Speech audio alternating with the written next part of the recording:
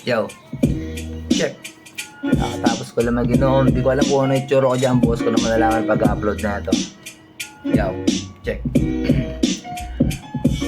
Alas 12 ng gabi, katatapos lang mag-inom. Kakauwi ko lang ng bahay, hinatid pa ni Balong kasi ako'y pagewang-gewang na. Kaya naisip ko kaninang umuwi na.